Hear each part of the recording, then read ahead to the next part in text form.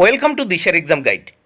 প্রিয় চতুর্থ শ্রেণীর পরীক্ষার্থী বন্ধুরা, তোমাদের জন্য এই ভিডিওটিতে আমি আলোচনা করতে চলেছি চতুর্থ শ্রেণী অর্থাৎ ক্লাস 4-এর দ্বিতীয় পর্যায়ক্রমিক মূল্যায়নপত্র 2024 সালের সেকেন্ড ইউনিট টেস্ট বা দ্বিতীয় পর্যায়ক্রমিক মূল্যায়নপত্র।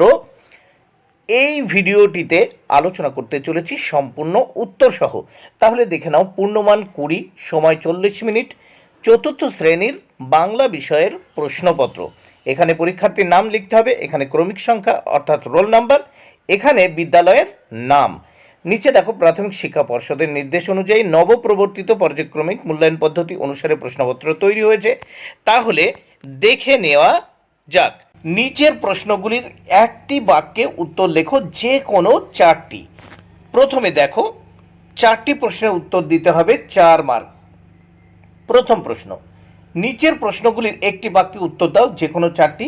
1-এর ক, আমাজন শব্দের অর্থ কি? আমাজন শব্দের অর্থ বিশ্বের ফুসফুস অথবা নারী যোদ্ধা হয়। ঠিক আছে, নারী যোদ্ধা।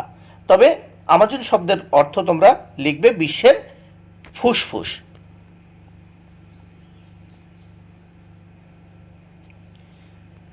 খ দাগে দেখে নেওয়া যাক। উবা কি দিয়ে ছবি আঁকায় খুব উস্তাদ ছিল? উত্তর, কাঠ কুটো। গ দাগে, ময়ূরপঙ্খী বজরা কিসের মতো দুলে দুলে চলবে? উত্তর, মরাল অর্থাৎ রাজহাঁসের মতো। ময়ূরপঙ্খী বজরা কিসের মতো দুলে দুলে চলবে? মরাল অর্থাৎ রাজহাঁসের মতো। ঘ দাগে দেখে নাও, সত্যি চাওয়া কবিতাটি কার লেখা? উত্তর, নরেশ গুহ এর লেখা। সত্যি চাওয়া কবিতাটি নরেশ গুহ এর লেখা। অঙ্গদাগ, কার নাকে নোলক ছিল? উত্তর, সেজ পিসিমার মেয়ের নাকে নোলক ছিল। শূন্যস্থান পূরণ করো। দেখো, দক্ষিণ মেরুর আবিষ্কর্তা হলেন? উত্তর, রোনাল্ড অ্যামুন্ডসেন। রোনাল্ড অ্যামুন্ডসেন। এরপর আমরা দেখব,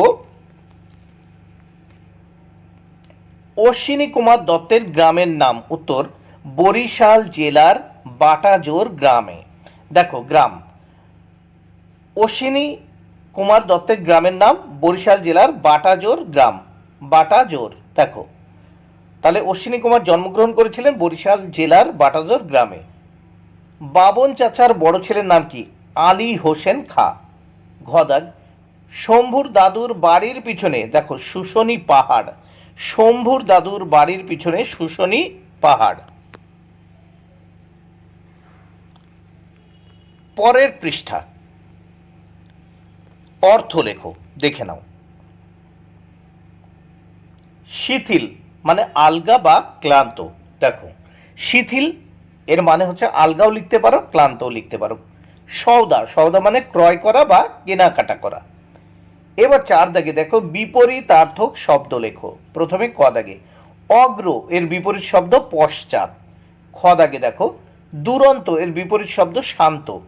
5 দাগে, সন্ধি বিচ্ছেদ করো। দেখো, দেশান্তর, দেশ যোগ অন্তর।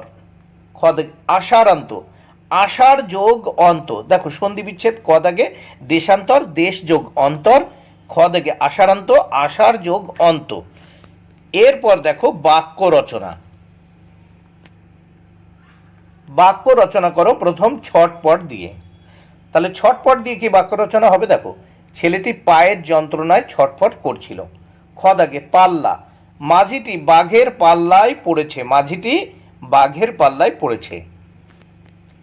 এরপর দেখে নাও 7 দাগে, নিচের বাক্যগুলির কর্ম খুঁজে বের করে লেখো।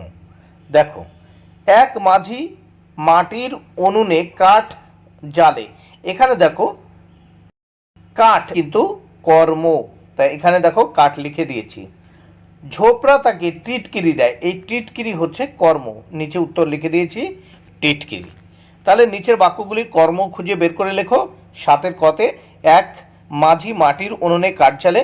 উত্তর, কাঠ হচ্ছে তোমার কর্ম। তারপর খ দাগে, ঝোপড়া তাকে টিটকিরি দেয়। এই টিটকিরি হচ্ছে কর্ম। এইবার 8 দাগে দেখে নাও। 8 দাগে কি বলেছে?